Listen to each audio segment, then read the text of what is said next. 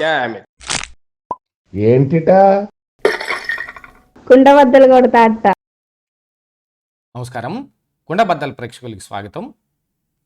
వివేకానందరెడ్డి హత్య కేసులో సిబిఐ ఎవరిని కాపాడాలనుకుంటుంది?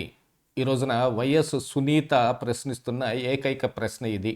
దీంతో పాటుగా ఆవిడ ఈ రోజున ప్రెస్ మీట్ పెట్టి ఇంకా చాలా ప్రశ్నలు సంధిస్తూ ఉన్నప్పటికీ కానీ ప్రస్తుతం ఆవిడ పరిస్థితి ఎలా ఉంది అని అంటే అందరూ కలిసి ఆవిడని రోడ్డును పడేసినట్టుగా అయిపోయింది. నిజంగా ఈ రోజున ప్రెస్ మీట్ పెట్టి ప్రజల ప్రెస్ ముందుకు రావాల్సిన పరిస్థితి వైఎస్ సునీతకి ఎందుకు ఏర్పడింది? వివేకానందరెడ్డి హత్య కేసు గత 7 సంవత్సరాలుగా నడుస్తున్న ఈ రోజున ఆయన వర్ధంతి రోజున ఆవిడ ప్రెస్ మీట్ పెట్టేదాకా వచ్చింది అని అంటే ఇందులో దర్యాప్తు ముగిసిపోయింది, ఇక ఎవరిని దర్యాప్తు చేయవలసిన అవసరం లేదు అని సిబిఐ కోర్టుకు తెలియజేసిన తర్వాత కూడా ఇంకా సునీత దగ్గర ఇన్ని ప్రశ్నలకు సమాధానం లేకుండా ఉంది అని అంటే దాని అంతటికి కారణం ఎవరు? నమ్ముకున్న అన్న నట్టేట ముంచేశాడా? నమ్మిన వాళ్లే తన తండ్రిని హతం చేశారు అనే ఒక బాధతోటి న్యాయం జరగాలి అని కోరుకుంటున్న ఆవిడకి న్యాయం జరగటం అనేది పక్కన పెడితే కనీసం జరుగుతున్నట్టుగా కూడా కనపడటం లేదు అనే ఆవిడ ప్రశ్నకు సమాధానం ఎక్కడుంది అనేది ఈ వీడియోలో పూర్తిగా మీకు అర్థమయ్యే విధంగా వివరిస్తాను. వీడియో నచ్చితే ఖచ్చితంగా లైక్ చేయండి, ఇంకా మీకు తెలిసిన వాళ్ళందరికీ షేర్ చేయండి. అలాగనే మన కుండబద్దలు ఛానల్ని సబ్స్క్రైబ్ చేసుకోవటం మాత్రం మర్చిపోకండి. ఇక అసలు విషయానికి వస్తే సిబిఐ కోర్టులో వేసిన ఛార్జ్షీటు ప్రకారంగా తుది ఛార్జ్షీటు ప్రకారంగా ఇక ఎవరిని దర్యాప్తు చేయవలసిన అవసరం లేదు. దీని మీద ఉన్న అడపాదడపా కేసులు మొత్తాన్ని కూడా పరిష్కరించేసిన తర్వాత ఇక ట్రయల్ మొదలు పెట్టడమే అనేదాకా పరిస్థితి వచ్చినా కూడా ఈ రోజున వైఎస్ సునీతారెడ్డి ఒక ప్రెస్ మీట్ పెట్టి అనేక రకాలైన ప్రశ్నలు సంధిస్తున్నారు. వేటికి ఎవరి దగ్గర సమాధానం లేదు. ఎస్పెషల్లీ ఈ కేసుని దర్యాప్తు చేస్తున్న దర్యాప్తు సంస్థ అయిన సిబిఐ దగ్గర కూడా సమాధానం లేదు. ఇంకా పైపెచ్చు సిబిఐ వైపే అన్ని వేళ్ళు చూపిస్తూ ఉన్నాయి. ఎవరిని కాపాడటం కోసం ఈ కేసులో ఇంకా దర్యాప్తు చేయవలసిన అవసరం లేదు అని సిబిఐ చెప్పింది అని ఆవిడ ప్రశ్నిస్తున్న దానికి అసలేం సమాధానం లేదు. ఆవిడ ఈ కేసు ఇంకా దర్యాప్తు చేయవలసిన అవసరం ఉంది, ఇంకా ఇందులో అనేక రకాలైన ప్రశ్నలు ఉన్నాయి అని కోర్టు దాకా వెళ్ళిన కోర్టు ఆదేశాలతోటి సిబిఐ మళ్ళీ దర్యాప్తు ప్రారంభించినప్పటికీ కనీసం కిరణ్ యాదవ్, అర్జున్ రెడ్డి వీళ్ళని ప్రశ్నించి అందులో ఒకళ్ళకొకళ్ళు పొంతనలేని సమాధానాలు చెప్పినప్పటికీ కూడా గుడ్డిగా వాటిని రాసుకొని వెళ్ళి కోర్టులో ఈ రకంగా వాళ్ళు ఛార్జ్షీట్ వేశారంటే అన్ని అనుమానాలు సిబిఐ మీద రావా? ఒక పక్కన సుప్రీంకోర్టే చెబుతుంది న్యాయస్థానంలో న్యాయం జరిగినట్టుగా కనపట్టాల్సిన అవసరం కూడా ఉంది, న్యాయం జరగటం మాత్రమే కాదు అని. ఎందుకంటే అందులో బాధితులు ఎవరైతే ఉన్నారో వాళ్ళు ఫీల్ అవ్వాలి న్యాయం మాకు జరుగుతోంది అని. కానీ సునీతకు అలాంటిదేం కనపడటం లేదు. ఇందులో అనేక రకాలైన ప్రశ్నలు ఏమిటి అంటే ఇది ఎందుకు జరిగింది, ఎవరి మూలకంగా జరిగింది, దీనికి వెనకున్న అసలు మనుషులు ఎవరు అనేది. దీంతో పాటుగా అనేక ప్రశ్నలు ఈ రోజున సంధిస్తూ ఆవిడ ఈ ప్రెస్ మీట్లో అందరినీ సమాధానం కోరుకుంటే ఎవరు చెప్పలేని పరిస్థితి ఉంది. కానీ ముందున్న ప్రెస్ మిత్రులు కానీ మిగతా కానీ ఎవరు చెబుతారు? ఇందులో సమాధానం చెప్పవలసింది కేవలం సిబిఐ మాత్రమే. అలాంటి సిబిఐ ఇదిగో ఇలా ఛార్జ్షీట్ వేసిందనగానే ఇక అంతే, ఈ కేసు ఇక శంకరగిరి మాన్యాలు పట్టిపోయినట్టే, వివేక కేసు కథ కంచికి వెళ్ళింది, సునీత ఇంటికి వెళ్ళింది అన్నట్టుగా కూడా తయారైంది. మనం గతంలో కూడా మన కుండబద్దల ఛానల్లో ఇదే అభిప్రాయాన్ని వ్యక్తం చేశాం. సిబిఐ ఆ ఛార్జ్షీట్ వేసిన రోజున చాలా ప్రశ్నలకు సమాధానం లేకుండా పోయింది.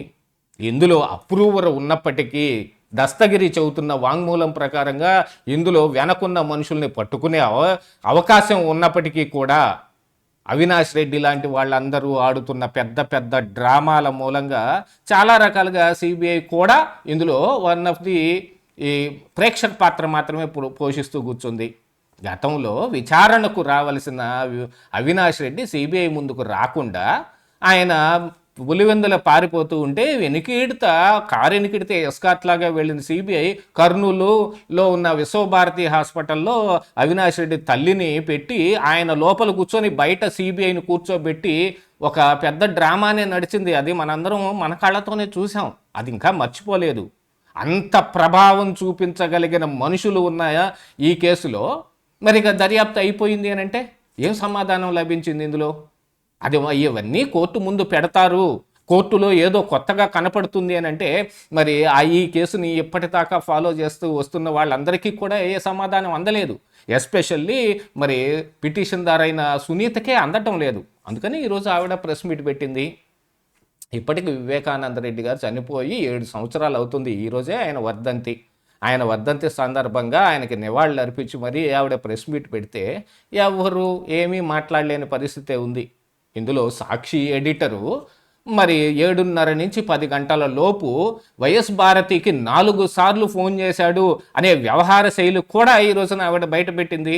దాని మీద మరి సిబిఐ ఏం దర్యాప్తు చేసిందో ఏ అనుబంధ ఛార్జ్షీట్లో కానీ ఎవరి రిమాండ్ రిపోర్ట్లో కానీ ఎక్కడ ఉదహరించబడలేదు అది.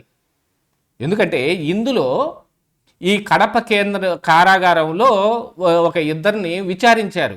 అందులో ఒకటి జగన్మోహన్ రెడ్డి ఓఎస్డీ అయిన కృష్ణమోహన్ రెడ్డి, రెండవది మరి వైఎస్ భారతికి అసిస్టెంట్గా ఉండే ఒక పులివెందుల వ్యక్తి. వాళ్ళిద్దరి విషయంలో ఏమి సమాధానం వచ్చింది అంటే ఎక్కువగా ఏదైనా ఫోన్ కాల్ వచ్చినప్పుడు యాక్చువల్గా మనకి ఇప్పటికి బయటకున్న సమాచారం ప్రకారంగా ఏమిటి, సిబిఐ కూడా చెబుతున్న దాని ప్రకారంగా బాహ్య ప్రపంచానికి తెలియటం కంటే ముందుగానే మరి జగన్మోహన్ రెడ్డికి వివేక మరణ వార్త తెలుసు. అప్పటికి ఆయన ఎన్నికలకి సంసిద్ధం అవుతూ ఆయన మేనిఫెస్టో కమిటీని ఆయన ఇంట్లో తీర్చుకొని వాళ్ళతో మాట్లాడుతున్న సమయంలో మరి పైనున్న భారతీరెడ్డి దగ్గర నుంచి ఆయనకి పిలుపు వచ్చింది. ఆయన పైకి వెళ్ళి మాట్లాడి వచ్చి కిందకు వచ్చి వాళ్ళందరి సమక్షంలోనే చెప్పాడు బాబాయ్ ఈస్ నో మోర్ అని. అంత ముందుగా ఎవరు తెలియజేశారు అనేది ఒకటి కనపడుతుంటే మొన్నటికి మొన్న మరి కోర్టు ఆదేశాల ద్వారా ఈ కిరణ్ యాదవ్ కానీ అర్జున్ రెడ్డి కానీ ఫోన్ కాల్స్ కానీ ఏమున్నాయి, వాళ్ళ మధ్య ఏం వ్యవహారం నడిచింది చెప్పమంటే అందులో ఈ కిరణ్ యాదవ్ అనే ఒక వ్యక్తి, ఇతనెవరు, ఇందులో వన్ ఆఫ్ ది కల్ప్రిట్ అయిన ఆరోపింపబడుతున్న సునీల్ యాదవ్కి సోదరుడు. ఆయన అప్పటికి అర్జున్ రెడ్డి అంటే ఈ కడప వైఎస్ఆర్ కాంగ్రెస్ పార్టీ సోషల్ మీడియాకి ఇన్ఛార్జిగా ఉన్న వ్యక్తికి తెలియజేయాల్సిన అవసరం వచ్చింది. ఇక అర్జున్ రెడ్డి ఎవరు అని అంటే అది మరి వీళ్ళ కుటుంబంలో వ్యక్తే. వైఎస్ భాస్కర్ రెడ్డికి ఆయన మనవడవుతాడు. అలాంటి వ్యక్తికి కిరణ్ యాదవ్ చెబితే తప్ప తెలియని పరిస్థితులు ఉన్నాయా? ఇందులో ఆలోచించుకుంటూ పోతే కనీసం 100 ప్రశ్నలు ఇక్కడ ఉత్పన్నం అవటం మొదలుపెట్టాయి. ఉత్పన్నం అవుతున్న ఈ ప్రశ్నలు మొత్తానికి ఏటికి సిబిఐ దగ్గర సమాధానం కనిపించటం లేదు. అది ఎస్పెషల్లీ మనల్ని పిలిచి చెప్పాల్సిన అవసరం లేకపోయినా కనీసం కోర్టులో తెలియజేయాల్సిన అవసరం అన్నా ఉంది కదా. అలా తెలియజేసినప్పుడు పిటిషన్దార్ అయిన సునీతారెడ్డికైనా కూడా ఆ విషయం తెలుస్తుంది కదా. ఈరోజు ఆవిడ కూడా అదే క్వశ్చన్ లేవనెత్తుతుంది. ఇందులో ఎవరినో కాపాడటానికి సిబిఐ విస్తృతంగా ప్రయత్నం చేస్తుంది అని ఆవిడ ఆరోపణలకి 100% నిజం కనపడుతుంటే ఇక న్యాయం ఎక్కడ జరిగినట్టు? ఇదే ఈరోజు కుండబద్దలు.